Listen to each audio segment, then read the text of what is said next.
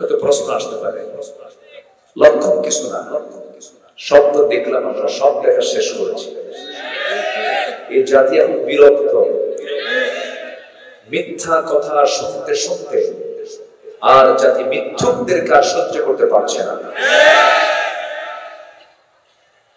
সব দেখা শেষ করেছে। যারা চলে গেছেন দেশ থেকে, আজকে তো রায় দিছে না? আচ্ছা, রায় তো হয়েছে। অ্যাডভোকেট তাজুল ইসলাম একসঙ্গে মক্কা মদিনা সফর করেছে বহু আগে।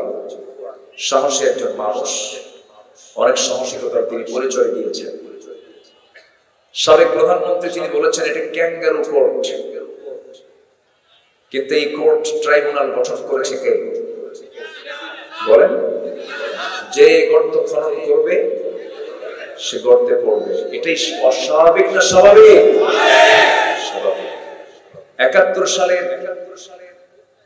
সেই যদি ইতিহাসকে টেনে ৪০-৫০ বছর পরে সে যদি এত কিছু করতে পারে, আমরা পারি নাই। আমাদের সন্তানকে পাখির বাচ্চার মতো গুলি করে হত্যা করেছে জুলাই আন্দোলনে, তাহলে সেটার বিচার কি হওয়া দরকার নাই? শুধু বাপের বিচার দেখবেন? শুধু বাপের বিচার হবে? সন্তানদের বিচার হওয়ার দরকার আছে না নয়? সম্মানিত ভাইরা, অপরাধী যে হোক না কেন, আইন তার নিজস্ব গতিতেই চলতে হবে। আল্লাহ তুমি বাংলার জমিনকে দ্বীনের জন্য কবুল করো। কোরআনের উপরে যেমন আমরা কোনো বইকে রাখতে দেই না, সম্মানের জন্য আমরা কোরআনের আইনের উপর আর কোন আইনকে আমরা দেখতে চাই না। আল্লাহ কবুল করুন, চলে বলে আমিন। সেই কোরআন থেকে কিছু কথা বলতে চাচ্ছি, আমাকে সময় দেবেন তো নাকি? খুব সুন্দর টাইম আমি পেয়েছি, এটাই হলো মাহফিলের আলোচনার উত্তম টাইম। মাঝে মাঝে কিছু কিছু মাহফিলে গিয়ে উঠায় দেয় রাত ৩টার দিকে। রাত ৩টার দিকে কথা বলা মানে কি জানেন? পাগলের সাথে ঘর সংসার। আমরা খুব সুন্দর একটা সুইটেবল টাইম পেয়েছি। আমি খুব অল্প সময়ে একটা বিষয়ে ধারণা দিতে চাই। আমরা যে এখানে বসে আছি, আমরা কি এমনি বসে আছি না ইবাদত করছি বলেন? মনে হয় এরকম? মনে হচ্ছে তো নাকি? আমরা এখানে বসে আছি কিসের কিসের কিসের মানে কিসের নিয়তে বলেন তো? ইবাদত। আমরা ইবাদত করতে এসেছি। বিড়ি খাওয়া কোন ইবাদত বলেন? এটা কি ইবাদত? এটা কি বলেন? কয় যে কিচ্ছুই না। অনেকে বলে হুজুর এটা কিচ্ছুই না, কিছুই না, কোনো উত্তর হয় না। আমরা কোন কাজ মানে অর্থহীন করবো না, সব কাজের মধ্যে যেন অর্থবহ ভাবটা থাকে। আমরা এমন ভাবে সকল কাজের আঞ্জাম দেব, জোরে বলি ইনশাআল্লাহ। আমরা ইবাদত করতে এসেছি। আমরা বসে থাকা, দ্বীনের কথা শোনা, এটা একটা ইবাদত। এবং এই তেলাওয়াতে, এই আলোচনায় কোনো লস নাই। আল্লাহ রাব্বুল আলামিন বলেন, ইন্নাল্লাযীনা ইয়াতলুনা কিতাবাল্লাহি ওয়া আকামুস সালাতা ওয়া আনফাকু মিম্মা রাযাকনাহুম সিররান ওয়া আলানিয়াতান ইয়ারজুনা তিজারাতান লান তাবুর। সূরা ফাতিরের ভিতরে আল্লাহ রাব্বুল আলামিন বলেন, নিঃসন্দেহে যারা আল্লাহর কালামকে তেলাওয়াত করবে, নামাজ যারা কায়েম করবে, এবং আমি যা দিয়েছি তা থেকে গোপনে প্রকাশ্যে যারা খরচ করবে, এই তিনটা কাজে তাদের কোনোদিন লস নাই। জোরে বলুন সুবহানাল্লাহ। আমরা লসে যাব না লাভে যাব? কার পরামর্শে? কার পরামর্শে? আল্লাহর পরামর্শে। আমার বন্ধুগণ, মানব জীবনে বান্দার যত কাজ আছে, কোন কাজ ইবাদতের বাইরে নয়। আপনার শৌচ কার্যের প্রয়োজন, পেশাবখানায় যাবেন, সেটা মনে হয় ইবাদত নয়। আস্তে করে বলেন, বলেন কি ইবাদত? আপনি রাত্রিবেলা স্ত্রীর সঙ্গে ঘুমাবেন, এটা আপনার জন্য ইবাদত। সহবাসে মিলিত হবেন, এটা আপনার জন্য ইবাদত। কিন্তু অন্যের বউ না, কিন্তু হবে নিজের বউ হয়। এখন তো স্বামী স্ত্রীর পরিচয় চাইতে এখন বয়ফ্রেন্ড গার্লফ্রেন্ডের পরিচয়টাই বেশি। এই মাইক তো সোঁসো করে এখন শোনেন না, মাইক হলো করে দেখেন কেমন হচ্ছে, আপনি শোনেন না, একটু ক্লিয়ার রাখেন সম্মানিত ভাইরা। তাহলে একভাবে রাখেন, বাস এইভাবে আছে এইভাবে রাখেন। এখন স্বামী স্ত্রীর পরিচয় চাইতে এখন বয়ফ্রেন্ড গার্লফ্রেন্ডের পরিচয়টাই বেশি। কোন ছেলে যদি বলে আরেক ছেলেকে, এই তোমার কি গার্লফ্রেন্ড আছে? না, তো তুমি তো মানুষই, তুমি তো আদিম যুগের মানুষ, তুমি তো আপডেট না।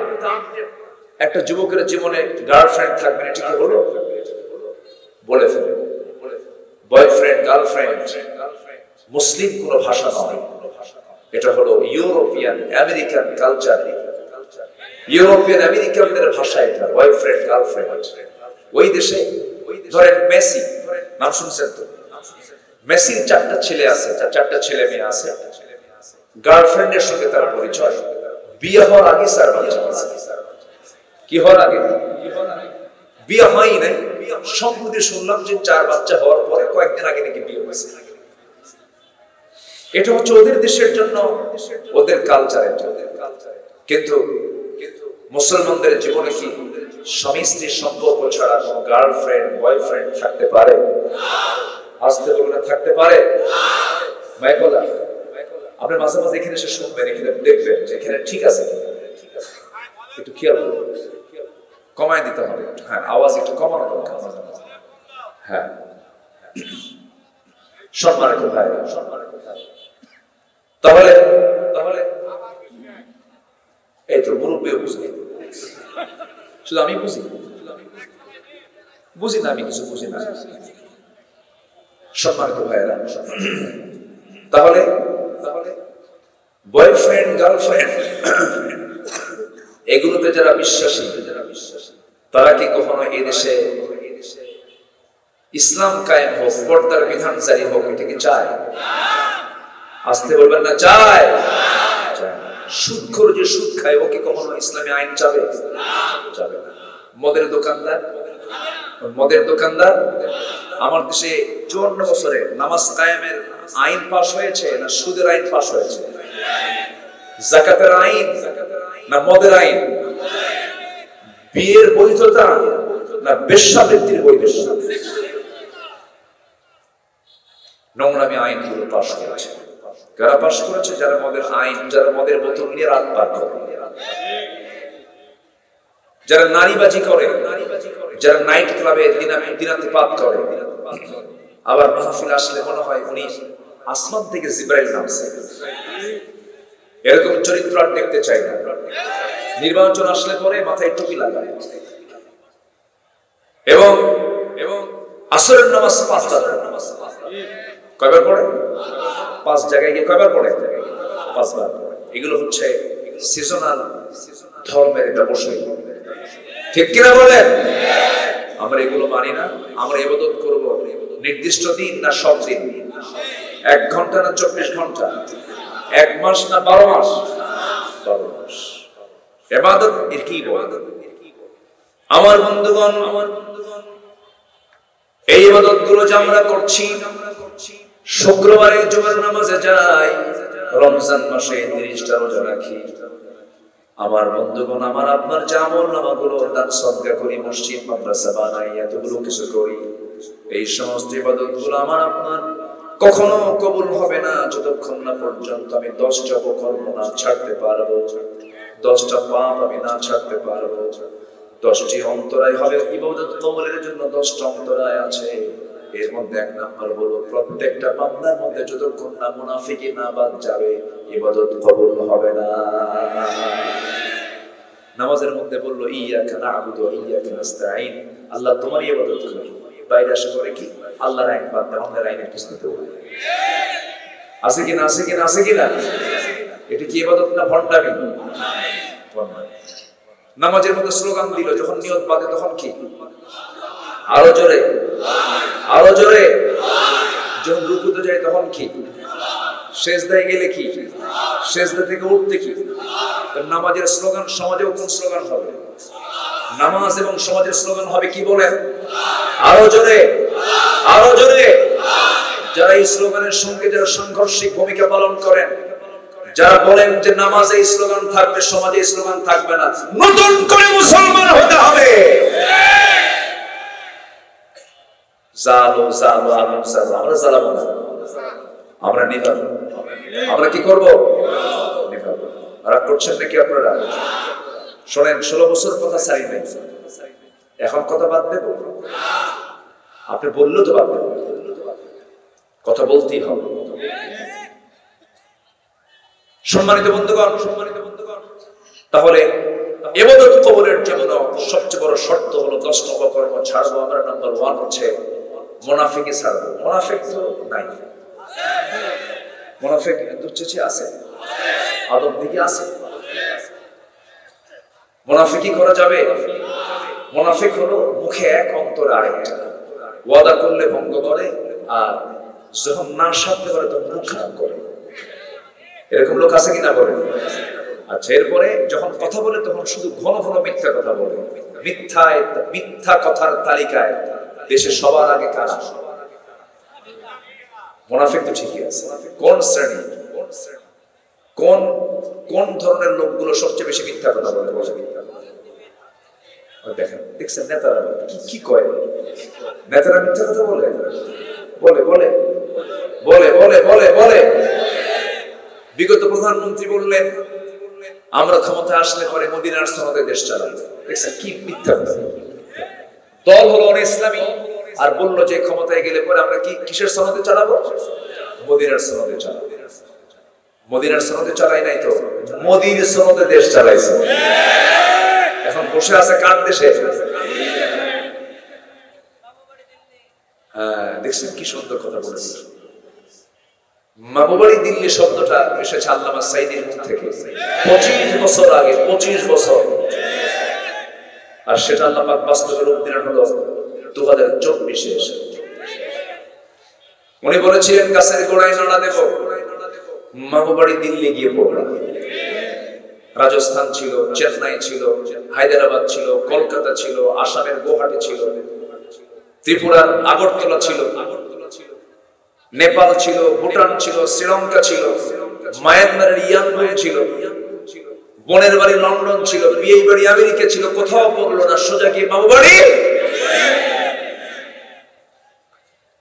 সম্মানিত ভাইরা, সম্মানিত বন্ধুগণ, আমার বিশ্বাস স্টুডিয়াম টুমরো বাংলার জমিন আল্লাহর দিন কায়েম হবেই হবে। জোরে বলি ইনশাআল্লাহ, আরো জোরে বলি ইনশাআল্লাহ।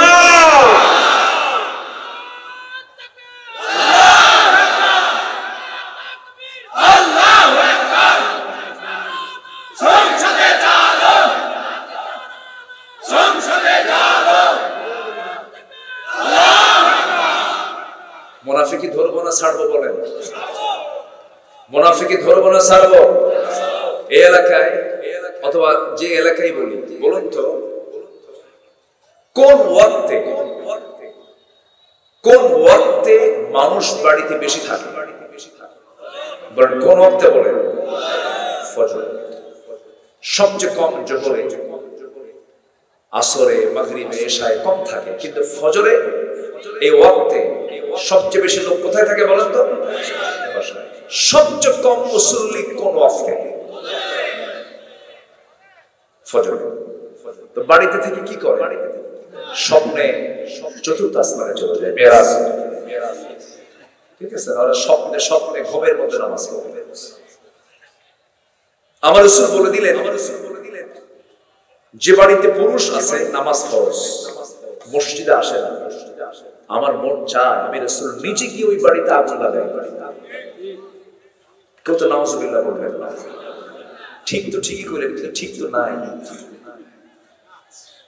ফজরের সময় মসজিদের মুসল্লি নাই, আবার মাঝে মাঝে 3 জন থাকে, সেই 3 জনকে কি ইমাম, মুয়াজ্জিন আর খাদেম, চাকরি না থাকলে 3টা থাকতো। বাস্তব বলছি কিন্তু। বলুন তো আমাদের মসজিদ গুলো কাঁচা না পাকা? আর আমার নবীর মসজিদ ছিল কি? কিন্তু ইমাম ছিল, নামাজ ছিল, পাকা, আর আমাদের মসজিদগুলো কি পাকা, আর ইমাম নামাজগুলো কি কাঁচা। মসজিদে ফজর নামাজের মসজিদে মুসল্লি।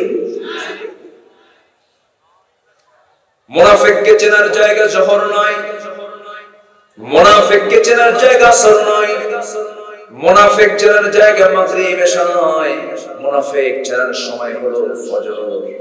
ফজরের জন্য 65টা স্পেশাল ফজিলত আছে। ফজরের শুধুমাত্র 2 রাকাত সুন্নাত নামাজটা আমার আল্লাহর কাছে খায়রুম মিনাদ দুনিয়া ওয়া মা ফিহা। রাকাতে সালাতুল ফজর, ফজরের 2 রাকাত সুন্নাত আমার আল্লাহর কাছে দুনিয়া এবং দুনিয়ার মাঝে যা কিছু আছে তার চাইতেও বেশি দামি হলো ফজরের 2 রাকাত সুন্নাত নামাজ। নামাজ পড়ে না, নামাজের কোনো খবর নাই। এই নামাজ আপনারা যদি না থাকে, কোরআনকে বলুন, কোরআন বলো তো কোন পাপের শাস্তি সবচেয়ে বেশি, কোন পাপের জন্য আল্লাহ পাক বেশি খেপে যান, রেগে যান। সুন্দর করে কোরআন বলছে فخلف من بعدهم خلف أضاعوا الصلاة واتبعوا الشهوات فسوف يلقون غيا। নামাজ যারা নষ্ট করবে, নফসের যারা দাসত্ব করবে, নফস যা চায় তাই যারা চাবে, এই 2 অপকর্ম যাদের মধ্যে লুকানো থাকবে, বাস্তবায়ন থাকবে, আল্লাহ বলছেন আমি শুধু তাকে 7টা জাহান্নাম দেব না, এমন কিছু গর্ত দেব যে গর্তকে জাহান্নাম পর্যন্ত ভয় পায়, এমন ভয়ঙ্কর গর্ত। আমি তাকে জাহান্নামের গর্ত, ফাইনাম গর্তের মধ্যে আমি তাকে ঢুকায়া ছাড়বো। নাউযুবিল্লাহ। গর্তের মধ্যে 7 শ্রেণী যাবে। কয় শ্রেণী বলেন? এর মধ্যে একটা শ্রেণী হলো যারা নামাজকে নষ্ট করবে। নাম্বার 2 হলো যারা বাপ মার হক আদায় করবে না। মনে হয় এমন সন্তান বুঝি দুধ আদম দেখি নাই? হ্যাঁ, আছে আছে আছে আছে আছে। এমন কিছু অপরাধী ওই নামক গর্তের মধ্যে যাবে যারা সুদের কারবার করেছে, জেনার কারবার করেছে, পুরা জেনা খায়, পুরা বসে জেনা বাদ দেয় না। আছে না আছে না আছে না আছে না আছে না? এই সমস্ত অপকর্মগুলো আজকে সমাজে অ্যাভেলেবেল হয়ে গেছে। পাপকে আজকে মানুষ পাপই মনে করে না, দেখেও কিছু মনে হয় না। ওই লোকের মতো যার মেয়েকে বিয়ে দিয়েছে ঢাকার ট্যানারির আশেপাশে, ট্যানার আশেপাশে সুগন্ধরা দুর্গন্ধ, গোটা দেশের সমস্ত চামড়াগুলো সেখানে গিয়ে প্রসেস হয়, পচা গন্ধ। মেয়েকে বিয়ে দিয়ে ওই ট্যানারির পাশে যখন মেয়েকে পাঠায় দিছে তার শ্বশুর বাড়ি, মেয়ে বাপকে ফোন দিয়ে বলে আব্বা এমন জায়গায় বিয়ে দিছো, বন্ধ থাকতে পারছি না, তাড়াতাড়ি নিয়ে যাও। 10-12 দিন পরে বাবা তার মেয়েকে ফোন দিয়ে বলছে মা তোকে আজকে নিয়ে আসবো আমাদের বাড়ি। সন্তান বলছে বাবা আসার দরকার নাই, আগের পচা গন্ধে এখন খুব সুগন্ধ মনে হয়। কথা বলছেন নাই? পচা জিনিসটাই তার কাছে ভালো হয়ে গেছে। আজকের সমাজে যাকাতের কোনো ব্যবহার নাই, সুদ, ঠিক কিনা? আজকে পর্দার পরিবেশ নেই, পর্দাহীনতা, বেহায়াপনা দিয়ে পড়ে গেছে। যে দোকানে মহিলা দোকানদার, সেই দোকানে কাস্টমার কম না বেশি? আর যে সমস্ত ভাইরা তাদের মা বোনদেরকে ওই দোকানে বসায়া, বেহায়া করে বসায় বিক্রি করে, তারা জেনার কাজ করে। আসতে কম কেন? আসতে কম কেন? হ্যাঁ, পর্দা যদি থাকে সেখানে কিছু কথা আছে। পর্দার পরিবেশে অনেক কিছুই করা যায়, তবে এরপরেও উত্তম হলো মার্কেটিংটা হলো পুরুষের জন্য। মেয়েদের অনেক কাজ আছে বাড়িতে কি কম কাজ বলেন তো? বহু কাজ বাড়িতে মেয়েদের আছে। আমার ভাইরা একটু কান লাগাবেন, মনোযোগ দিয়ে শুনবেন, তাহলে এই দুপচাচি আদমদীঘি এলাকায় যত গ্রাম আছে প্রত্যেকটা গ্রামকে আপনি তালাশ করুন। মুসল্লি সবচেয়ে বেশি কোন মুসল্লি? জুমার মুসল্লি না ফজরের মুসল্লি? জুমার মুসল্লি এত বেশি জায়গা হয় না প্রথম কাতারে। সেই সমস্ত মুসল্লি গুলো যায় প্রথম কাতারে গিয়ে বসে, সারা সপ্তাহ নামাজ নাই, মুসকাটা, দাড়ি কাটা, মাথার চুলগুলো ভাল্লুক, এরপরে লুঙ্গিটা পড়ছে মসমসা, আবার ফাটাফাটি একটা পাঞ্জাবি, সুতির পাঞ্জাবি ইস্ত্রি কইরা, জায়নামাজ একটা নিয়ে জায়গা দখল করে বসে সামলায়, কথা কম। আছে না আছে না আছে না? এগুলো মুসলিম নগর ডাকাত। ওই সমস্ত মুসল্লির কোনো দাম নাই, ওই সমস্ত মুসল্লির কোনো পুরস্কার নাই। ফাওয়াইলুল লিল মুসাল্লিন আল্লাযীনা হুম عن صلاتهم ساهون الذين هم يراءون ويمنعون الماعون জোরে বলুন আল্লাহু আকবার। ওই সমস্ত মুসল্লি ধ্বংস হয়ে যায় যারা লোক দেখানো নামাজ পড়ে, অবহেলা করে নামাজ পড়ে। ওয়াইদা কামু কুসালা, যখন সে নামাজে দাঁড়ায় হেলে দুলে দাঁড়ায়, মনোযোগ দিয়ে নামাজ পড়ে না। মুনাফিক সব নামাজ পড়তে পারে কিন্তু কিসের নামাজ পড়তে পারে না বলেন? বলেন কিসের বলেন? কিসের বলেন? তাহলে বলুন সবচেয়ে কম মুসল্লি কোন ওয়াক্তে বলেন? এখন বলুন তো আমরা কোন কাতারে আছি? মুমিনের কাতারে না মুনাফিকের কাতারে? আলহামদুলিল্লাহ। আলহামদুলিল্লাহ কইছে, আলহামদুলিল্লাহ বলা যাবে? কি বলতে হবে? ফজর কি সবাই পড়তে রাজি আছেন? সবাই কি পড়তে রাজি আছেন? আমার বন্ধুগণ, আমি বলতে চাই এখানে বহু গ্রামের লোক এসেছেন, পৌর এরিয়া। আপনার গ্রামকে আপনার দেখার দায়িত্ব আছে না? নাই? আপনি নিজে একজন দায়িত্বশীল হয়ে যান। দাওয়াতি কাজ কি একার না সবার? আল্লাহ রাব্বুল আলামিন বলেন, ওয়া মান আহসানু কাওলান মিম্মান দাআ ইলা আল্লাহি ওয়া আমিলা সালিহান ওয়া ক্বালা ইন্নানি মিনাল মুসলিমিন। জোরে বলুন আল্লাহু আকবার। তার কথার চাইতে উত্তম কথার কার হতে পারে যে বান্দাগুলো মানুষকে আল্লাহর দিকে ডাকে, ওয়া আমিলা সালিহান, নিজে ভালো কাজ করে। নিজে কি কাজ করে? ভালো কাজ করে। লিমা তাকুলুনা মা লা তাফআলুন, সেই কথা তুমি কেন বলতে যাও যেটা তুমি নিজে করো না? আল্লাহ পাক এটাকে পছন্দ করেন না, এজন্য বলছেন ওয়া আমিলা সালিহান, দাওয়াত দেয় আল্লাহর দিকে, নিজেও ভালো কাজ করে। আর বুক উঁচু করে বলে প্রথম পরিচয় আমি বাঙালি, বাংলাদেশি না মুসলমান। আমরা কি বলেন? আমরা কি এই 16 বছর শুধু বাঙালির জিকির করছে? কিসের জিকির করেছে? আমরা বাঙালি, আমার বাংলাদেশে, ঠিক আছে ভালো কথা, কিন্তু আমাদের প্রথম পরিচয় কি?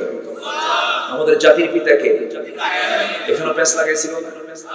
প্যাস লাগাইছিল কিনা? প্যাস ছুটায় গেছে সব, সব প্যাস ছুটায় গেছে। জাতির পিতা হওয়া সস্তা না। বিড়ি খায় জাতির পিতা হওয়া যায়? বিড়ি খাওয়া দেখছেন? দেখছেন বোক্কা টানা দেখছেন? কি কি টানটা টানছে?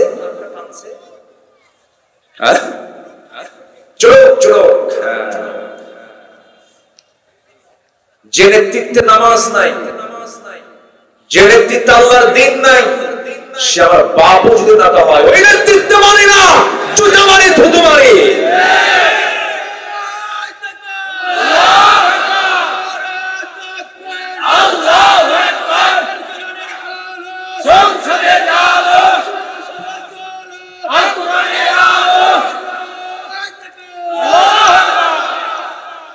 মাশাআল্লাহ, ভালো। ওমরের স্বভাব। বলি আলহামদুলিল্লাহ। মার খাইছে বহু, আর মার খাবো না আমরা। মার খাওয়া সুন্নাত, মার দেওয়া সুন্নাত, ঠিক কি না? রাসূল কি শুধু মার খাইছেন নাকি? মক্কায় খাইছেন, মদিনায় এসে দিয়েছেন। আমরা দেওয়ার সময় এসেছে আমাদের। খালি মার খাবো নাকি? সবাই আল্লাহ বলছেন কুল্লা বানান, গিরাই গিরা সাইজ করে। কোরআনে আয়াত আছে না? আয়াত আছে না? নাই? বেশি বাড়াবাড়ি করবা, ইসলামের বিরুদ্ধে কথা বলবা, ছাটা বেটা করবো। কোন সুযোগ বাতিলদের দেওয়ার কোন সুযোগ নাই। বাতিল তো বাতিল। বাতিল কি? বাতিল। বাতিল কখনো কাছের হতে পারে না। মুনাফিকি ধরবো না, ছাড়বো বলেন? তাহলে মাহফিল আল্লাহু আকবার, নামাজ আল্লাহু আকবার, মাঠে মিছিলে কি বলেন? আরো জোরে বলেন, আরো জোরে বলেন। আমাদের রবকে বলেন, আমাদের রবকে, আমাদের আইনদাতাকে, আমাদের নেতা একজন মুহাম্মদ সাল্লাল্লাহু আলাইহি। বাস, এর বাইরে আমাদের যাওয়ার কোনো সুযোগ। কিন্তু কিছু কিছু মানুষ আছে, বুজুর্গি দেখে মনে হয় বিশাল বড় বুজুর্গ। না না, আল্লাহ বলছেন ওয়া মিনান নাসি মান ইয়াকুলু আমান্না বিল্লাহি ওয়া বিল ইয়াউমিল আখির ওয়া মা হুম বিমুমিনিন। মানুষের ভিতরে কিছু মানুষ আছে যারা বলে ঈমান এনেছে, আল্লাহর পরে পরকালকে বিশ্বাস করেছে, কিন্তু না না, আল্লাহ বলছেন ওয়া মা হুম বিমুমিনিন, প্রকৃতপক্ষে তারা কখনো মুমিন হতে পারে না। নবীর পিছনে ইক্তেদা করেছে, নবীর বিরুদ্ধে মসজিদের দেওয়াল তৈরি করে ফেলেছে। আছেন এরকম আছেন? আছে। আমার নবীর বিরুদ্ধে আন্দোলন করেছে, আবার নবীর বিরুদ্ধে নবীর পিছনে নামাজও পড়েছে। বদরের উস্কানিতে তা মুনাফিক, উহুদের উস্কানিতে তা মুনাফিক, খন্দকের উস্কানিতে তা মুনাফিক চক্র সারা জীবন বেশি কষ্ট দিয়েছে রাসূলকে মুনাফিকেরা। সেই মুনাফিক আমার দেশেও আছে না নাই? আমরা ধর্মীয় মূল্যবোধে বিশ্বাসী, কিন্তু গাঁজা খায় সিদ খেয়ে বসে থাকে। ধর্মীয় মূল্যবোধ এটা দিয়ে জান্নাত পাওয়া যাবে না। ধর্মীয় মূল্যবোধ মানে একমাত্র ধর্ম দিয়ে, ইসলাম দিয়ে সবকিছু চলার নাম ধর্মীয় মূল্যবোধ। আর করছেন নাকি আপনারা? আমার বন্ধুগণ, নবীজি সবচেয়ে বেশি পেরেশান হয়েছেন মুনাফিকের দ্বারা। এজন্য আল্লাহ রাব্বুল আলামিন রাসূলকে স্পেশাল বলে দিলেন, ইয়া আইয়ুহান নাবিয়্যু জাহিদিল কুফফারা ওয়াল মুনাফিকিন ওয়াগলুয আলাইহিম ওয়া মা'ওয়াহুম জাহান্নাম ওয়া বি'সাল মাসীর। জোরে বলুন আল্লাহু আকবার।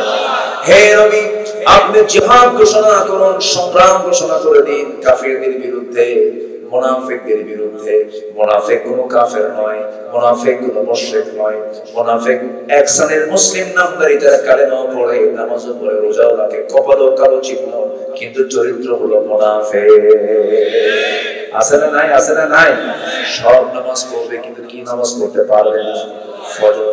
আমি প্রত্যেক গ্রাম থেকে যারা এসেছেন সবাইকে বলবো, গ্রামের ভিতরে ফজর নামাজ বাস্তবায়ন কমিটি করবেন। যুবকরা তোমরা করবা, যুবকরা তোমরা এগিয়ে আসলে পরে দেশ এগিয়ে যাবে। যেমন এগিয়ে এসেছো, একদম দুপুরবেলা গিয়ে কোনো মনের লাঞ্চ করছো, মুরগির রান খাইছো, ঠিক কিনা বলে? যুবকরা তোমরাই পারবা সবকিছু চেঞ্জ করে দিতে। যুবকরা পৃথিবীকে গড়তে পারবে, পৃথিবীকে ভাঙতে পারবে। যুবকরা কোরআনটা বুকে নাও, নামাজটা লালন করো, গ্রাম কমিটি তৈরি করো, নামাজ কমিটি তৈরি করো, ফজর নামাজ বাস্তবায়ন কমিটি, গ্রামের তালিকা করো কোন বাড়িতে কোন পুরুষের জন্য নামাজ ফরজ। একদিন, দুদিন, 3 দিন, 4 দিন, 5 দিন, 7 দিন, 10 দিন দাওয়াত দিবা, সুন্দর করে বুঝাবা, কখনো ধমক দিবে না। উদু ইলা সাবিল রাব্বিকা বিল হিকমা, হিকমতের প্রজ্ঞার জ্ঞান যার নাই, সে দাওয়াত দিতে ব্যর্থ হয়ে যাবে। ধমক দিয়ে দাওয়াত হবে না। দাওয়াতের জন্য দাওয়াত আগে দরকার না ধৈর্য আগে দরকার? বলেন কি আগে দরকার? একজন নবীর মধ্যে খুব রাগ ছিল, সেই নবীর নাম কি বলেন? আল্লাহ পাক তাকে ততদিন পর্যন্ত নবুয়ত দেন না যতদিন না তার ধৈর্য না কমেছিল। খুব রাগ, পোকা মারলি বালুদের মতো জ্বলে। কোন নবী বলেন? কোন নবী? থাপ্পড় মারলি মানুষ মরে। একদিন 2 বছর বয়সে মুসা ফেরাউনকে থাপ্পড় মেরেছিলেন। 2 বছর বাচ্চা থাপ্পড় খেয়ে শীত হয়ে পড়ে গেলে, ও আসিয়া, এটাই হবে আল্লাহর পয়গম্বর মুসা। কেন? ওর থাপ্পড় রয়েটি বলে দেয় এটা আল্লাহর নবী হবে। আসিয়া বলছেন, স্বামী আমার এত ভয় করেন কেন? আপনি তো রব। বলতেছেন না, টের পাইছে 2 বছর বাচ্চার যে থাপ্পড় খাইলাম, এটা মনে হয় না 2 বছর বাচ্চা, ওকে মেরে ফেলে দেব। আসিয়া বলছেন, স্বামী আমার, আপনি যদি 2 বছর বাচ্চার থাপ্পড় খায় শীত হয়ে পড়ে, এই কারণে যদি মেরে ফেলেন, জনগণ যখন জানবে আপনার সম্মানটা কোথায় যাবে? তাই তো আসিয়া কাউকে কইও না, ও থাকুক, আল্লাহকে ঠিক আছে বাসু। সুবহানাল্লাহ। অসম্ভবকে সম্ভব করেন কে? কে করেন? কে করেন? কে করেন? শত্রুকে ঘরে লালন করেন কে? ফেরাউনের শত্রু হলো মুসা, কিন্তু সেই মুসাকে ফেরাউনের ঘরে ধীরে ধীরে বড় করলেন। আমার বন্ধুগণ, ধীরে ধীরে বড় হতে লাগলেন, কিন্তু থাপ্পড় মারা যার স্বভাব, অভ্যাস, মাঝে মাঝে তো প্র্যাকটিস হয়ে থাকে। একটু বড় হয়েছে, এক যুবক বেয়াদবি করে বারবার, প্রচন্ড রাগ উঠে গেছে, রাগের ঠেলায় হাত আগায় দিয়েছে, মারছে থাপ্পড়। কিছু কিছু লোকের হাত আগে চলে, মারছে থাপ্পড়। থাপ্পড় মারার সঙ্গে সঙ্গে মরে গেছে। এবার সঙ্গে সঙ্গে মুসা বলছেন, আরে কি কাণ্ড হয়ে গেল? আমি ওকে শাসন করার জন্য থাপ্পড় মারলাম, তুই ঠিক হয়ে যা, কিন্তু মরে গেছে। আমি তো মারার নিতে পারি নাই, মেরে ফেলার জন্য পারি নাই। আল্লাহ, মার্ডার কেসের আসামি আমি নই, তুমি আল্লাহ, তুমি মারছো। আল্লাহু আকবার। মুসা, তোমার থাকা যাবে না, দেশ ছাড়ো, হিজরত করো। ইব্রাহিম আলাইহিস সালাম হিজরত করেছেন, মুসা আলাইহিস সালাম হিজরত করেছেন, আমার নবী মুহাম্মদ সাল্লাল্লাহু তিনিও হিজরত করেছেন। আল্লাহর পয়গম্বররা আরামে দিন যাপন করতে পারেন না। আশাদুন নাসি বালাউল আম্বিয়া ফাল আমসাল সুম্মাল আমসাল। প্রত্যেক মানুষের মধ্যে সবচেয়ে বেশি বালা মুসিবতের সম্মুখীন হয়েছে আল্লাহর নবীরা। আগুনে ফেলে দেওয়া হয়েছে কোন নবীকে বলেন? বলেন। সমুদ্রের বক্ষে নিক্ষেপ করে মাছে করে রেখেছেন কোন নবীকে বলেন? এত মুসিবত এসেছে তারপর তারা বলেছেন আল্লাযীনা ইযা আসাবাতুহুম মুসিবাতুন ক্বালু ইন্না লিল্লাহি ওয়া ইন্না ইলাইহি রাজিউন। জোরে বলুন আল্লাহু আকবার। যত মুসিবত যত বালা এসেছে সব জায়গায় তারা আল্লাহর উপরে তাওয়াক্কুল করেছে, আল্লাহর উপরে ভরসা করেছে। মুসা আলাইহিস সালাতু ওয়াস সালাম থাপ্পড় মারার সঙ্গে সঙ্গে মরে গেছে, হিজরত করতে বাধ্য হলেন। আল্লাহ বলেন যাও, দেশ ছাড়ো, তোমাকে মেরে ফেলবে, তোমাকে বাঁচাবে না। চলে গেলেন যেদিকে চোখ চলে যায়। চলতে চলতে মাদিয়ান নামক এলাকায় চলে গেছেন। কূপের ধারে দাঁড়িয়েছেন, প্রচন্ড ক্ষুধা। কূপের ভিতর থেকে পানি তুললেন, পান করলেন, জীবনের শক্তি ফিরে পেলেন। সামনের দিকে তাকায় দেখেন সামনে দুটো মহিলা সামনে বালতি নিয়ে দাঁড়ায় আছে। ফি মুশকিলা, কি প্রবলেম তোমাদের এখানে দাঁড়ায় আছো কেন? কূপ থেকে পানি নেব, নিয়ে যাও। পারবো না, ঢাকনা টান দিতে বহু পুরুষ লাগবে, শক্তি নেই আমাদের, আমরা নারী মানুষ, মহিলা মানুষ। আল্লাহ পাক দৈহিক শক্তি পুরুষকে বেশি দিয়েছে না নারীকে বেশি দিয়েছে? দোষটা আল্লাহর মানুষ। ওরা কয় সমান অধিকার চাই। সমান অধিকার হবে কেমনে? গায়ের শক্তি কার বেশি? কার বেশি? সমান হলে সংসার হতে বলে, সমান হলে সংসার হতো। তুইও যা আমিও তাই, তুইও যা আমিও তাই। সমান হবে না তো, খালি ঘুষাঘুষি হবে, খালি ঘুষাঘুষি। আমার বন্ধুগণ বললেন ঠিক আছে বালতি দাও। সাহায্যকারীর ভূমিকায় চলে গেলেন, বালতি নিলেন, কূপের ধারে গেলেন, ঢাকনায় টান দিলেন। যে ঢাকনা টান দিতে 7 থেকে 8 জন যুবকের প্রয়োজন হয়, বাম হাতে ধরলেন আল্লাহর পয়গম্বর মুসা। আল্লাহ প্রত্যেক পয়গম্বরকে দৈহিক শক্তিশালী করেছিলেন। বাম হাতে ধরলেন, সিটকে পড়ে গেল। 14 হাত ধরে গিয়ে সিটকে পড়লো। দুই মহিলা থরথর করে কাঁপে, আর এটা মানুষ কখনো কিছু কি বাবা, এত শক্তিশালী কবিউল আজিজ। বালতি হাত দিয়ে পড়ায় দিয়ে বলতে, যাও তাড়াতাড়ি বাড়িতে চলে যাও, সূর্যাস্তের পরে মেয়েদেরকে বাইরে থাকতে নেই। কিন্তু দুঃখজনক হলো সত্য, আমার দেশে মেয়েরা মার্কেটে যায় সূর্যের আলোতে বেশি না, সূর্যাস্তের পরে। সন্ধ্যার পর অন্ধকার খুব ভালো লাগে, অন্ধকার খুব ভালো লাগে। চলে গেছেন ওই দুই মহিলা। বাড়িতে পৌঁছে যাওয়ার সঙ্গে সঙ্গে পুরা বাপ সালাম বিনিময় হওয়ার পরে বলছে, কলিজার টুকরা সন্তান আজকে এত তাড়াতাড়ি আসলে কেমন করে?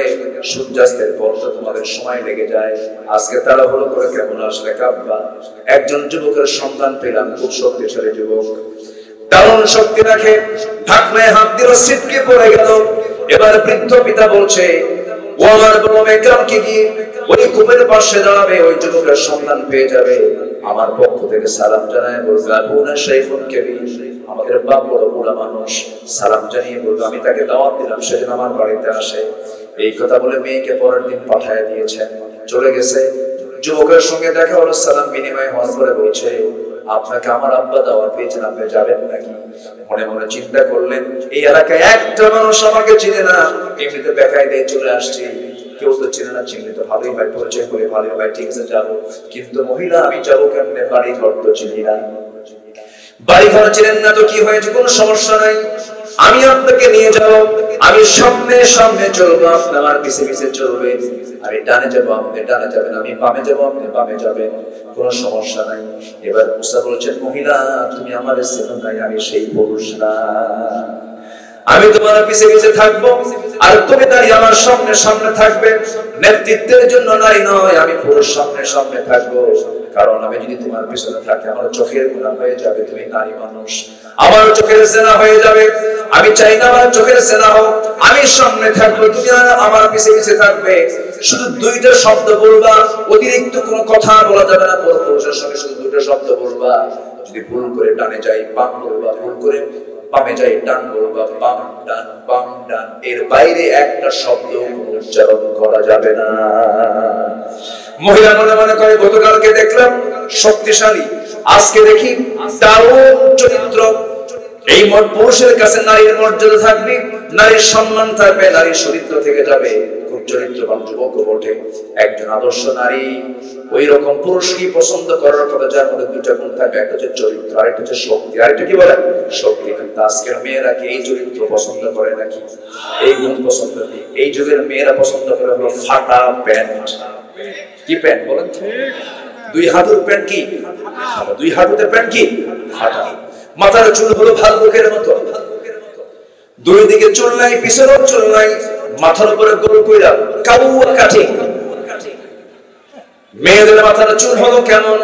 মেয়েদের মাথার চুল ছিল কালো, এটাকে বিভিন্ন ডিজাইন করে লাল, নীল, হলুদ, ভেড়া মডেল। কি মডেল?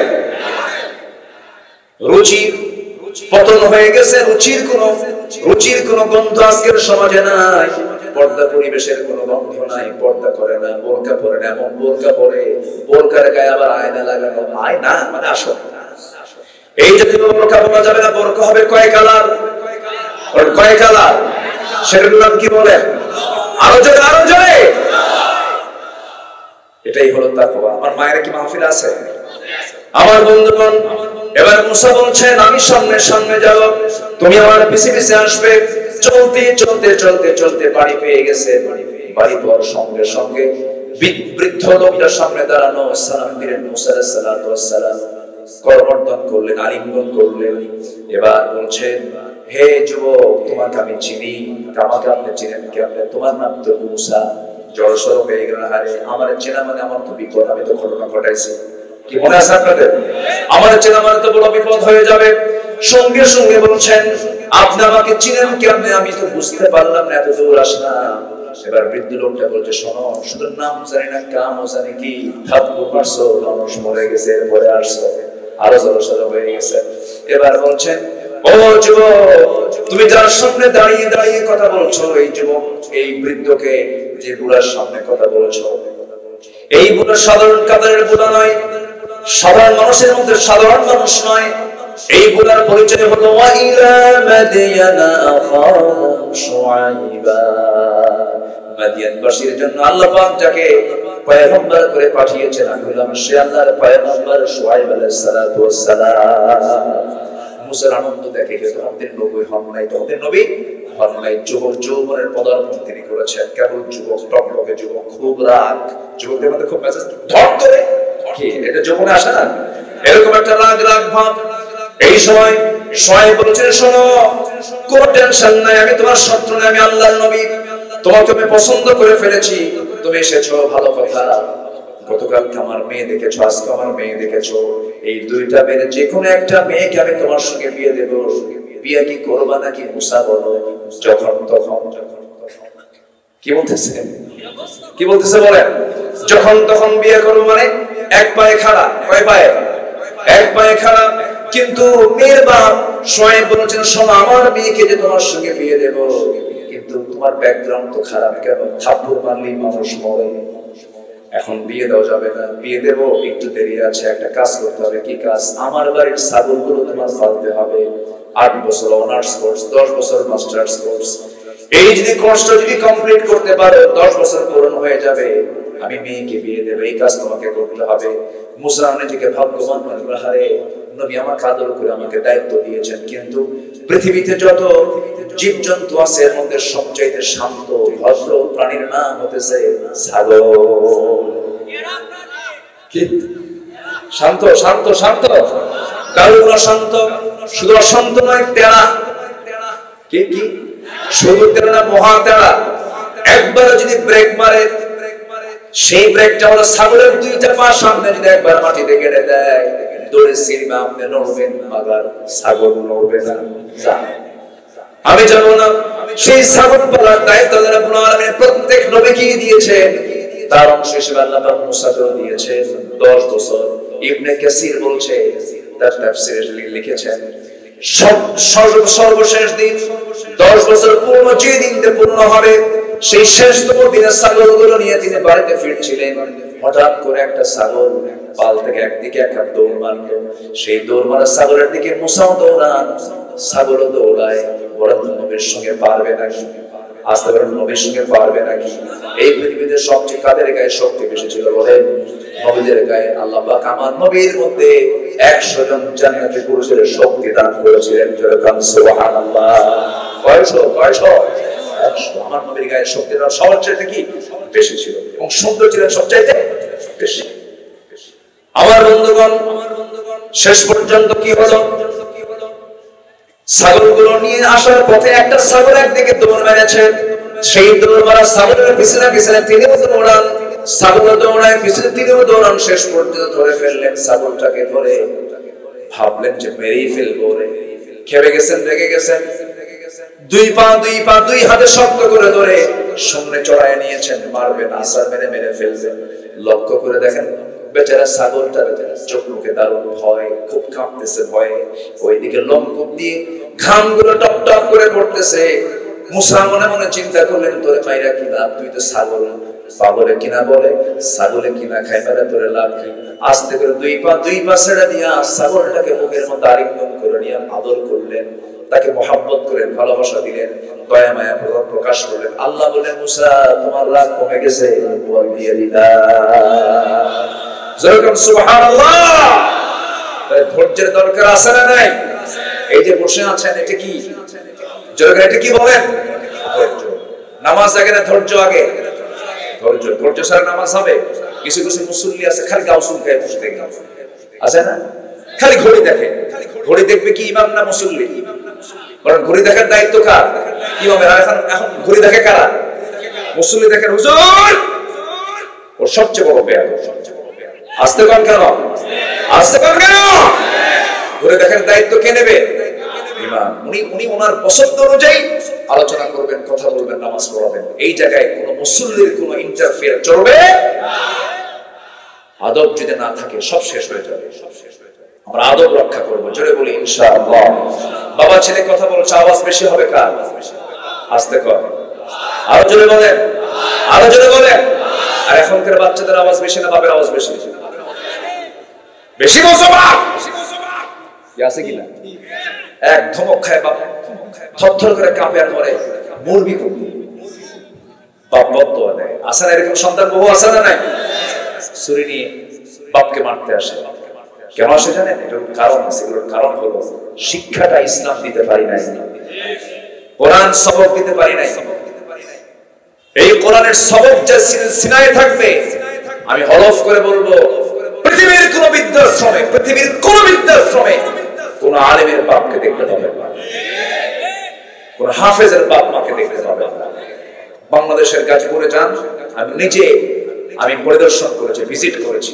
ওখানে কোন আলেমের বাপ নাই, আলেমের মা নাই।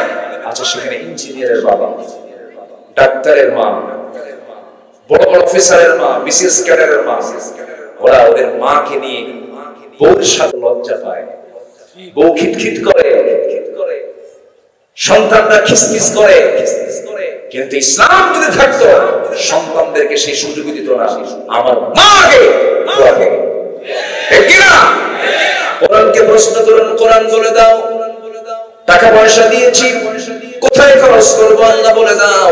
এক নাম্বার খরচের খাতটা কি? ইয়াসআলুনাকা মাযা ইউনফিকুন কুল মা আনফাকতুম মিন খায়রিন ফালিল ওয়ালিদাইনি ওয়াল আকরাবিন। জোরে বলুন আল্লাহু আকবার। খরচ করবে কোথায়? এক নাম্বার হলো বাপ মার জন্য, এরপরে নিকটতম আত্মীয় স্বজনদের জন্য। এই জন্য আমার বন্ধুগণ, আমাকে আপনাকে সিদ্ধান্ত নিতে হবে। আমি ভুল করেছি, দিনগুলো শিখে নেব, ইসলাম শিখে নেব, কোরআন শিখে নেব। সন্তানদেরকে কোন ক্রমে দিনের শিক্ষা ছাড়া আগে অন্য শিক্ষার দিকে নিয়ে যাব না। ডাক্তার হবে, হাফেজ ডাক্তার হবে, ইঞ্জিনিয়ার হবে, হাফেজ ইঞ্জিনিয়ার হবে, এরপরে জজ হবে, হাফেজ জজ হবে, এমপি হবে, আলেম এমপি হবে, ইঞ্জিনিয়ার হবে, আলেম ইঞ্জিনিয়ার হবে, এরপরে মেজর হবে, হাফেজ মেজর হবে, ডাক্তার হবে, হাফেজ ডাক্তার হবে। এরকম করে করে যদি সব জায়গায় এরকম ইলমেওয়ালা লোকগুলো যদি সেটেল হয়ে যায়, অন্তত সেই ইঞ্জিনিয়ার কখনো রডের বদলে কখনো বাঁশ দেবে না। কি কথা কি বুঝতেছেন? কথা কি বুঝতেছেন? আল্লাহ বুঝার তৌফিক দান করুন। জোরে বলি আমিন। তাহলে প্রত্যেকটা গ্রামে আমরা ফজর নামাজ বাস্তবায়ন কমিটি গড়ে তুলবো ইনশাআল্লাহ। সবাই কি রাজি আছেন? যদি আজকের মাহফিলের ফলাফল যদি দেখেন যে জুমার মুসল্লির চাইতে ফজরের মুসল্লি মসজিদে বেড়ে গেছে, ভাবতে হবে আপনার গ্রাম হয়ে গেছে মাদক মুক্ত, নেশা মুক্ত একটা আদর্শের গ্রাম। আল্লাহ কবুল করুন, আল্লাহ কবুল করুন, আল্লাহ কবুল করুন। আমি শেষ করে দেব, আলোচনা চালাবো। জোরে বলি ইনশাআল্লাহ, আর জোরে বলি ইনশাআল্লাহ। আমরা মুনাফিক হব না মুমিন হব? মুনাফিক কোন নামাজ পড়তে পারে না? মনে আছে তো, মনে থাকবে তো। আল্লাহ আল্লাহ, আপনি কি রাগ করতেছেন নাকি আমার কথা? আমরা কি নিজেরাই ধরা খেয়ে যাই মাঝে মাঝে? ওমর ফারুক একদিন মাঝে মাঝে, ওমর ফারুক রাদিয়াল্লাহু তাআলা আনহু, আচ্ছা ঠিক আছে, হ্যাঁ আসবে তো, কি যেন বলতেছিলাম বলে গেলেন। ওমর ফারুক রাদিয়াল্লাহু তাআলা মাথার মধ্যে একটা কিছু ঢুকিয়ে দিলে হেরে যায়, অন্য কিছু তাই আসবে, সমস্যা নেই। ওমর ফারুক নাম শুনছেন না সবাই? কয় নম্বর খলিফা বলেন? 2 নম্বর খলিফা। বহুদিন আগে এক মাহফিলে বললাম ওমর ফারুককে চিনেন কে? সামনে থেকে এক ছেলে দাঁড়া বলে হুজুর চিনি। কে? কেমন বাড়ি পর্যন্ত ধরা যাবে। এটা সেই রকম, এটা হচ্ছে অর্ধজাহানের শাসনকর্তা, একদম আড়ম্বর নয় অনড়ম্বর জীবনের অধিকারী, পাঞ্জাবের পিছনে ছেঁড়া, একা একা চলে, ফকিরি জীবন, কঠিন করে তার জীবন চালিয়েছেন। সাইয়েদনা ওমর ফারুক রাদিয়াল্লাহু তাআলা জনগণের ঘুমের কষ্ট না হওয়ার কারণে, জনগণ যেন ঘুমে কষ্ট না পায়, রাতের বেলা তিনি খালি পায়ে হাঁটতেন, যেন জুতার সাথে সাথে যেন পাথরের ধাক্কায় শব্দ তৈরি হয়ে আমার নাগরিকের জন্য ঘুম নষ্ট হয়ে গেল। যেরকম সুবহানাল্লাহ। আর নেতা আসিতেছেন ঢাকা থেকে 3 ঘন্টা হাইওয়ে পথ, ওই নেতৃত্ব পারি না ভাই, ঠিক কি না? আল্লাহ বুঝার তৌফিক দান করুন, জোরে বলি আমিন। সেই ওমর ফারুক বলছেন যে দেখো তো হুযায়ফা, আমি তোমার কাছে আসছি কি জন্য? আমি হুযায়ফার কাছে আসছি এই জন্য, আমি ওমর তোমার কাছে আমার রাসূল মুনাফিকদের একটা তালিকা দিয়েছেন, সেই তালিকার ভিতরে আমি ওমর আমার নামটা আছে নাকি একটু দেখো তো, আমি মনে হয় ওমর মুনাফিক হয়ে গেছি। আহারে, এই কথা শোনার সঙ্গে সঙ্গে হুযায়ফা কেঁদে কেঁদে বলছেন, ভাই ওমর আপনি আমার কাছে এসে কি বললেন? আপনার ব্যাপারে রাসূল বলেছেন না ওমর ফিল জান্নাহ, আমার ওমর জান্নাতি। যেরকম সুবহানাল্লাহ। কিন্তু সন্দেহ করেছে আমি যেন মুনাফিক হয়ে গেছি। নাফাকা হামজালা চিৎকার মেরে মেরে নবীর কাছে এসে বললেন, হুজুর মুনাফিক হয়ে গেছে হামজালা কেন? আপনার সামনে দুনিয়ার কথা মনে হয় না, বাড়িতে গেলে পরে বউ বাচ্চার কথা মনে হয়। হুজুর হুজুর আমি বুঝি হামজালা মুনাফিক হয়ে গেছে। সঙ্গে সঙ্গে রাসূল বলছেন, না রে না হামজালা, বিয়ে আমার সুন্নাত, ব্যবসা আমার সুন্নাত, আমার উম্মতের বৈরাগ্য হলো জিহাদের ময়দান। হামজালা তুমি মুনাফিক হও নাই। সুবহানাল্লাহ। আমার বন্ধুগণ, নাম্বার 2 হয়ে ইবাদত কবুলের জন্য নাম্বার 2 শর্ত হলো নামাজ অলসতা ত্যাগ করতে হবে, নামাজটা সুন্দর করে পড়তে হবে। সালাতু আলা ওয়াক্তিহা, ইন্নাস সালাতা কানাত আলাল মুমিনিনা কিতাবান মাওকুতা। সময় মতো নামাজ পড়ব। আমরা সবাই কি রাজি আছেন? রাজি আছেন ইনশাআল্লাহ? 5 ওয়াক্ত নামাজ পড়বেন। কারেক্ট হাত তুলে দেখেন তো দেখি। জোরে বলি ইয়া আল্লাহ, ইয়া রহমান। আমাদেরকে ফজর, যোহর, আসর, মাগরিব, ইশা 5 ওয়াক্ত সালাত আদায় করার তৌফিক তুমি আল্লাহ দিয়ে দাও। জোরে বলি আমিন, আরো জোরে আমিন, আরো জোরে আমিন। নাম্বার 3 হলো আল্লাহ এবং রাসূলের চরম অবাধ্যতা এবং সীমা লঙ্ঘন যারা করবে তাদের কোন ইবাদত কবুল করবেন না যিনি তিনি কে?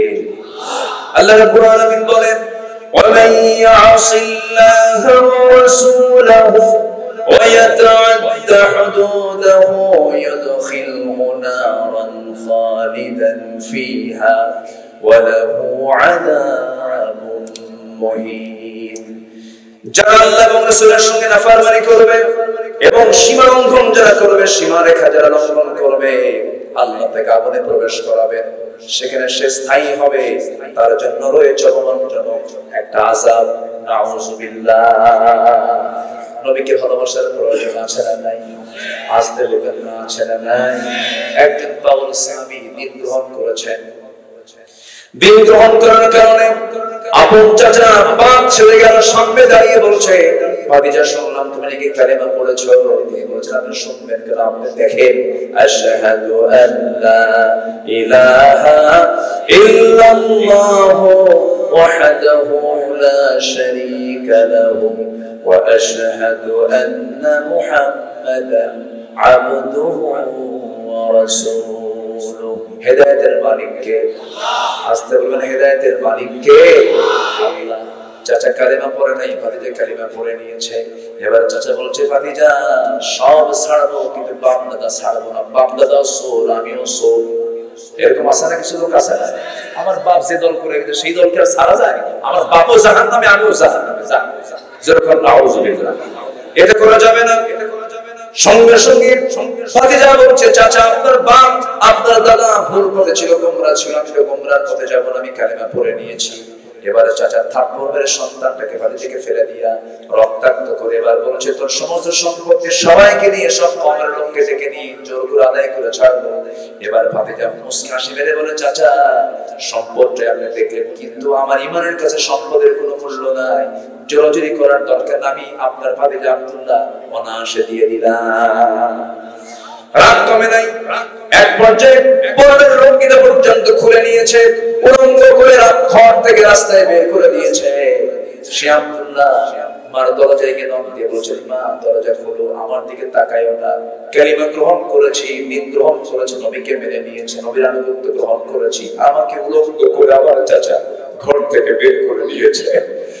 আমার গায়ে কোনো কাপড় চোপড় নাই। বাবা মা দেখো তো ঘরের মধ্যে কোনো সামান্য কিছু কাপড় যদিও থাকে আমাকে সতর্ক রাখতে হবে। এই কথা বললেন, মা ঘর থেকে এক খন্ড কাপড় তার হাতে দিয়ে দিল। সে এক খন্ড কাপড় কোনো মতো সতর্ক ঢাকলেন আব্দুল্লাহ। এবার বলছেন, মা পৃথিবীর কোন দরবার আমার লাগে না, আমার শ্রেষ্ঠ দরবার আমার নবীর দরবার। মা আমার জন্য দোয়া করো। আমি রওনা দিলাম। শীতকাল, প্রচন্ড শীতের ভিতরে একাকী রওনা দিয়েছেন, পায়ে হেঁটে রওনা দিয়েছেন, চলে গেছেন মদিনায়। নবীর হুজরাখানার সামনে, দরজার সামনে গিয়ে করাঘাত করছেন, নক করছেন। আমার নবী দরজা খুলে দেখেন থরথর করে কাঁপতেছে একজন যুবক, গায়ে কোনো কাপড় চোপড় তেমন নাই। কিচ্ছু বললেন না, ভিতরে ঢুকলেন। আমার নবীর ব্যবহৃত সুন্দর দুইটা জুব্বা আস্তে করে বাইরে বের করে দিয়ে বলছেন, আব্দুল্লাহ জুব্বা পড়ো।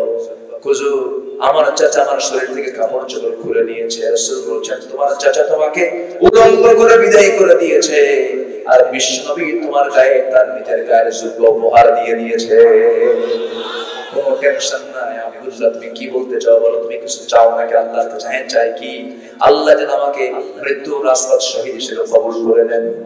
আমার নবীজি দুই হাত উঁচু করে আল্লাহর দরবারে দোয়া করছেন, ও আল্লাহ আমার কলিজার টুকরা আব্দুল্লাহর জান মালকে তুমি আল্লাহ কাফের বেঈমানদের জন্য হারাম করে দাও। আল্লাহু আকবার বলেন। এই দোয়াটা যখন করলেন, সঙ্গে সঙ্গে আব্দুল্লাহর মন খারাপ হয়ে গেল। আব্দুল্লাহ বলে ফেললেন, ইয়া রাসূলুল্লাহ আমি চাইলাম কি, আপনি করলেনটা কি?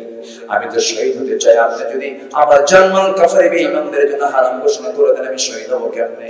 রাসূল বলেন, আব্দুল্লাহ রে মুস্তাবুন তুমি এমন চিন্তা করো কেন? শাহাদাতের তামান্না যদি লালন হয়, ওয়া ইম্মা তাআলা ফিরাশিহি, তোমার মউত যদি বিছানায় হয়ে থাকে, আল্লাহ তোমাকে শহীদের দরজা দিয়ে দিবেন। আব্দুল্লাহ চিন্তা করো না, যাও কোরআন দিলাম, আসহাবে সুফায় সদস্য হয়ে যাও। জোরে জোরে কোরআন পড়েন, চিৎকার করে কোরআন পড়েন। এই অবস্থা থেকে সাহাবীরা বিরক্ত হয়ে নবীর কাছে এসে নালিশ করলেন, হুজুর নতুন একজন সাহাবী আসছে, কে? আব্দুল্লাহ। জোরে জোরে কোরআন পড়ে, সেজন্য আস্তে আস্তে কোরআন পড়ে। রাসূল বলেন, আব্দুল্লাহর ব্যাপারে তোমরা কিছু বলতে যেও না, কারণ আব্দুল্লাহ ঈমান আনতে নিয়ে আমাকে মহব্বত করতে গিয়ে দুনিয়া বিক্রি করে সেই ঈমানটা টিকে রেখেছে। জোরে বলেন সুবহানাল্লাহ। আব্দুল্লাহ জোরে জোরে বলুন, কেউ বাধা দিও না। আমার নবীজি তাকে কাছে কাছে রাখতেন। যুদ্ধের ডাক চলে এলো, আমার নবীজি মদিনা থেকে অভিযানে বের হলেন। রাসূল বলেন, আমার আব্দুল্লাহ কোথায়, ওকে সাথে নেব আজকে। সাথে নিয়ে রওনা করলেন, চলে গেলেন সেই অভিযানে। অভিযান শেষ হয়ে গেল, ফেরত আসার সময় আমার নবীর কাছে সংবাদ আসলো, হুজুর আপনার প্রিয় সাহাবী আব্দুল্লাহ মারাত্মক আহত, মারাত্মক অসুস্থ। রাসূল বলছেন, আমরা আব্দুল্লাহর সেবা করো, শুশ্রূষা করো। 3 দিন পর আমার নবীর কাছে নিউজ চলে আসলো, হুজুর আপনার প্রিয় সাহাবী কলেজের টুকরা আব্দুল্লাহ দুনিয়াতে নাই। আমার নবী কান্নায় ভেঙে পড়লেন।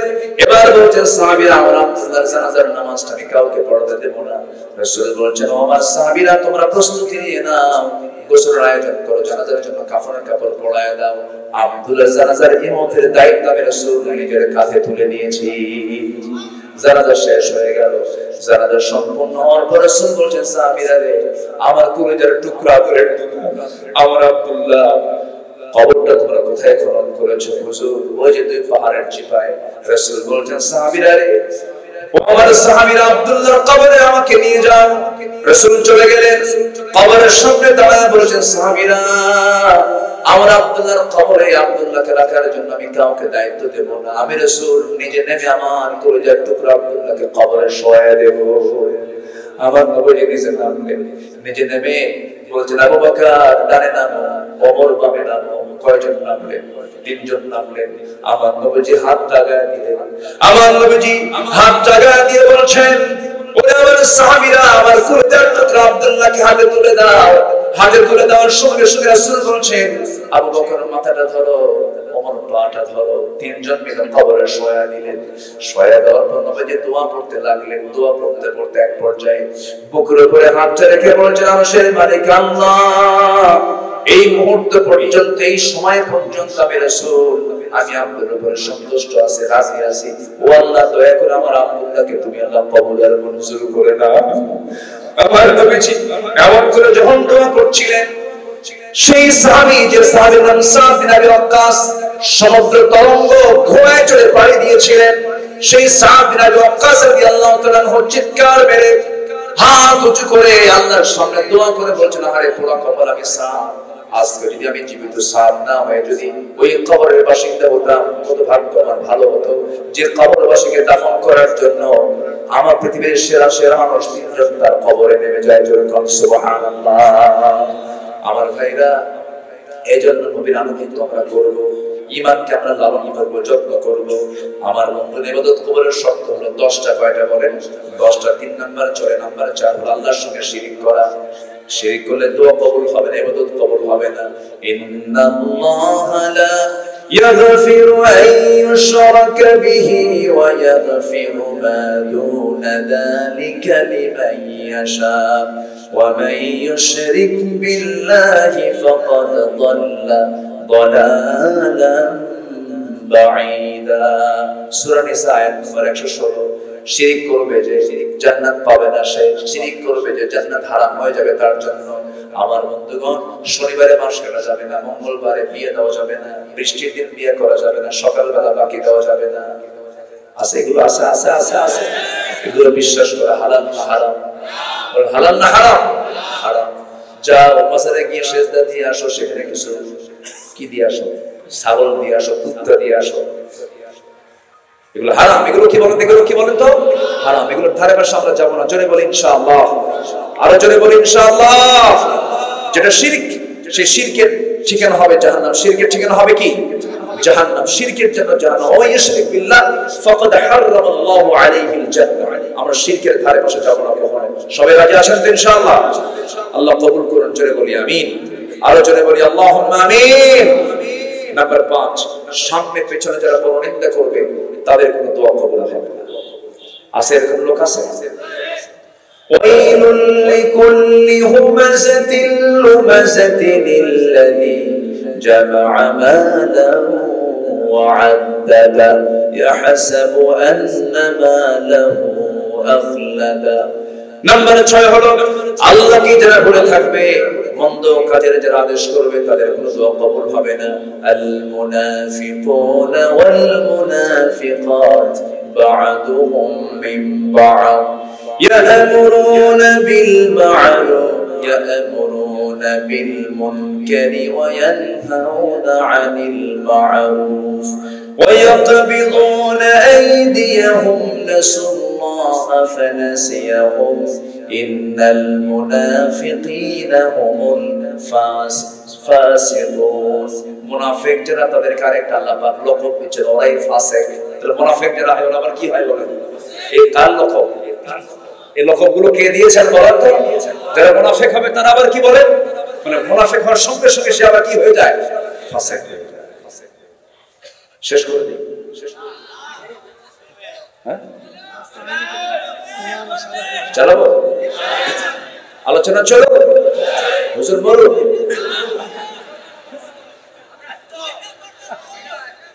মাশাআল্লাহ, যে আজকের মাহফিল, মাশাআল্লাহ আমি খুবই খুশি হয়েছি, এত দ্রুত আপনারা মাহফিলে চলে আসছেন। আলহামদুলিল্লাহ বলেন, জোরে বলি আলহামদুলিল্লাহ। মাহফিল এমনই হওয়া উচিত। আমার পরে আরো মেহমান আছে, তো আমার ছোট ভাই আছে, আপন ছোট ভাই, সে কথা বলবে, আপনারা শুনবেন। আমার অনেক দিনের ছোট, প্রায় এক যুগ ছোট সে। আজকে তার আলোচনা আপনারা প্রাণ খুলে শুনবেন ইনশাআল্লাহ। আমি একটু ভাঙ্গা চোরা একটু ঘষাঘষি করে দিয়ে চলে গেলাম। সবাই নামাজ পড়বো তো ইনশাআল্লাহ। এশা এবং ফজর যার জামাতে হবে, আল্লাহ পাক তাকে গোটা রাতের নফল নামাজের সওয়াব দিয়ে দিবেন। আজকের এশা এবং ফজর যেন জামাতে হয়, জোরে বলি ইনশাআল্লাহ। আল্লাহ কবুল করুন, আল্লাহ কবুল করুন। নাম্বার 7 হলো শয়তানের যারা পদাঙ্ক অনুসরণ করবে তাদের কোনো দোয়া কবুল, ইবাদত কবুল হবে না। একই ব্যক্তি মাহফিলের সভাপতি, আবার একই ব্যক্তি জাত রহমানের সভাপতি, আছে কিনা বলেন? আছে কিনা বলেন? একই ব্যক্তি জুমার নামাজও পড়ে, আরেক ব্যক্তি আবার নাইট ক্লাবে গিয়ে মদ খায়, আছে কিনা বলেন? হাজী সাহেব হজ করে আসছে, বউকে ন্যাংটা করে দুবসা দিয়ে সবাই করে, এমন হাসি পাসি আছে না নাই? এগুলো শয়তানের পদাঙ্ক অনুসরণ। ওরা আল্লাহকে খুশি করতে চায়, শয়তানের জন্য বেজার না হয়। জোরে করুন নাউযুবিল্লাহ। হোটেল মে শরাব পে মসজিদ মে নামাজ পড়ো, হোটেলে গিয়ে মদ খাও, মসজিদে গিয়ে নামাজ পড়ো, আল্লাহ খুশি হোক, শয়তানও বেজার না। নাউযুবিল্লাহ বলেন। নাম্বার 8 হলো যারা লোক দেখানোর ইবাদত করবে তাদের কোনো দোয়া কবুল হবে না। আমরা কি লোক দেখানো করব না আল্লাহর জন্য করব? কার জন্য বলেন? আল্লাহর জন্য। আচ্ছা, এশার নামাজটা কি আগে হবে না শেষ হবে? 8:30। কিন্তু দোয়ার তো সময় হয়ে যাচ্ছে। হ্যাঁ ঠিক আছে, আমি এটাই মাথায় রাখছি। আমি এতটা খুশি আপনাদেরকে পেয়ে, আমি চরম আনন্দিত। একটা লোকের কোনো নড়াচড়া নেই, পিন পতন নীরবে কোরআন শুনছেন, বলি আলহামদুলিল্লাহ। এই জন্য এক দুর্য চালক দেখি, এই জন্য বিজয়ের জন্য একটা ধ্বনি আমি শুনতে পাচ্ছি। ইনশাআল্লাহ এক কথাই বলি, নূর মোহাম্মদ আবু তাহের চিনেন তো নাকি? আমার চোখে, আমি আমার চোখে যতটুকু ভাব পাই, একজন ভাগ্যবান, জ্ঞানী, বুদ্ধিদীপ্ত একজন যুবকের নাম, বলি আলহামদুলিল্লাহ। সুরতে ছোট মানুষ, সুরতে কি ছোট্ট মানুষ, দেখে শুনে মনে হয় যে কেন যেন, কিন্তু যে মরিচের ঝাল বেশি দেখি এত বড় না ছোট, তাও কি সোজা না উল্টা? উল্টা। তো ছোট জিনিসের ঝাল একটু বেশি হয়। আল্লাহ তুমি আমার আজকের মাহফিলে যিনি প্রধান অতিথি, উনি দোয়া চেয়েছেন, এই জন্য আমি বলে ফেললাম, সবাই তার জন্য দোয়া করবেন। আল্লাহ যেন আমার নূর মোহাম্মদ আবু তাহের ভাইকে দ্বীনের জন্য কবুল করে নেন। জোরে বলি আল্লাহুম্মা আমিন। সম্মানিত ভাইরা, 9 নম্বর হচ্ছে যারা কুফরি করবে তাদের ইবাদত কবুল হবে না। যেহেতু রেকর্ড হয় কথা বলতে, রেকর্ডের জন্য ফিনিশিং কথা একটু বলা দরকার। আর ইউটিউবার যারা এসেছেন আজকের মাহফিলে, মাশাআল্লাহ অনেক ভালো, তারা অনেক ভালো, কিন্তু কিছু কিছু জিনিস একটু কালো বানান, সেটা বলো ভালো। একটু যদি ভুল ভাল বলতে পারে, হয় না 2 ঘন্টা বক্তৃতায় কথা বেশি যার, ভুল বেশি তার, হতেই পারে। ভুল যেটা হয় ইউটিউবাররা করে গেছে, এই ভুলটাই ফরওয়ার্ডে দেবে, দেখুন হুজুরের কি কাণ্ড, আছে কিনা বলো? এটা করবেন, এটা কখনো করবেন না। এটা অনেকের জন্য বিশাল একটা মান সম্মানের বিষয় হয়ে দাঁড়ায়। মান সাতারা মুসলিমান সাতারাহুল্লাহু ইয়াওমাল কিয়ামাহ। যে ব্যক্তি কোনো মুসলমানের দোষকে, অনিচ্ছাকৃত একটা দোষ হয়ে গেছে, ভুল হতেও পারে, জালাল করবে আল্লাহ পাক কিয়ামতের দিন তার দোষকে আড়াল করবে। আমি আমার এই 26 বছর 25-26 বছর আমি চেষ্টা করেছি, আমি আজ পর্যন্ত আমি এটা মাথায় রাখি, মঞ্চে উঠে আমি 1000 বার ভেবে একটা শব্দ চয়ন করার চেষ্টা করি। আমি ভাবি যে আমার প্রত্যেকটা কথা রেকর্ড কে করছেন? আসতে বলবেন না, কে করছেন? যদি কোনো কথা পাই বলি, না পাইলে চুপ থাকি। আশেপাশে অজানা কোনো কথা যেন আমাদের মুখ থেকে না বের হয়, কোনো খারাপ যেন কোনো শব্দ চয়ন মুখ থেকে না বের হয়। জোরে বলি আল্লাহুম্মা আমিন। এক মহিলা সেদিন আমার ফোন দিয়ে বলে, হুজুর আমার স্বামী না সকালও তালাক দেয়, বিকেলও তালাক দেয়, আমি কি আসি না? কত, এটা কি কোনো কথা বলেন? এগুলো কি কোনো আচরণ? ইমানদারদের আচরণ এগুলো হবে? হবে, ইমানদারদের কথা হবে অত্যন্ত তাৎপর্যপূর্ণ, প্রাসঙ্গিক, মজবুত কথা হবে। দলিল লেখক যেমন দলিল লিখতে নিয়ে খুব ভাবনা চিন্তা করে লেখেন, দাগ number, CS number, MRN number, সব নাম্বারগুলো ঠিক মতো যেমন লেখেন, ইমানদাররা যখন জবান দিয়ে কথা বলবে তখন চিন্তা আগে না কথা আগে? চিন্তা আগে, এরপরে কথা। নাম্বার 10 হচ্ছে, 9 হচ্ছে কুফরি করা যাবে না। নাম্বার 10 হলো আল্লাহর সাথে মিথ্যা দৃঢ় অঙ্গীকার করে আবার তওয়াক্কুলের সাথে ভঙ্গ করা।